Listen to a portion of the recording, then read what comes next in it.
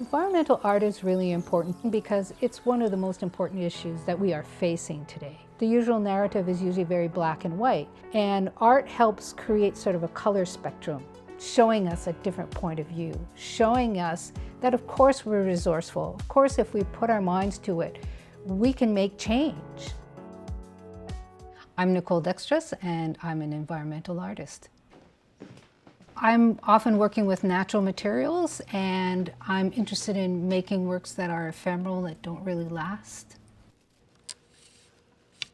My idea was to try and find my own voice in the environmental movement, using the garment in my art in a very unique way, like making it out of flowers and leaves, which at that point nobody had done before. I felt like I had found my own voice.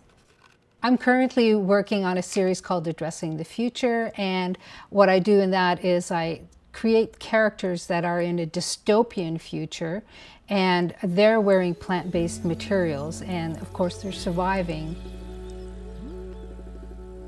The first one in the trilogy that I did is Persephone, and she comes from the Greek myth. Persephone in the myth eats a pomegranate which keeps her in the underworld. And so I decided to use the pomegranate literally in her clothing. So I used the peel of the pomegranate to make her whole jacket, and it's put together with thorns. She's banished from the earth, and at that time the earth is fallow. So she's really a great symbol for the environment and what we're doing to the environment.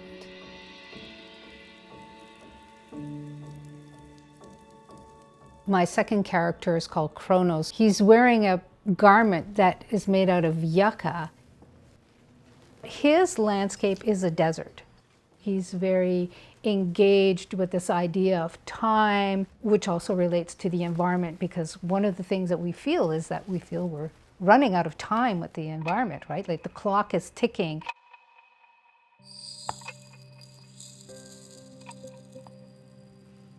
The hourglass is going to be one of the major props in the Chronos film. So I got one just as a inspiration for now while I'm drawing him and thinking about his character development. The whole project isn't just a film. It's actually, from an artist's point of view, it's installation in galleries, it's public performances, it's photography. I'm actually interested in incorporating all different kinds of levels and different mediums into one genre. This is a durian, so a lot of experimentation with materials. The characters that I'm creating and the scenarios that I'm putting in, they're almost like an antidote to the fear factor that we see in Hollywood films, where everything is dark and we're all going to be zombies.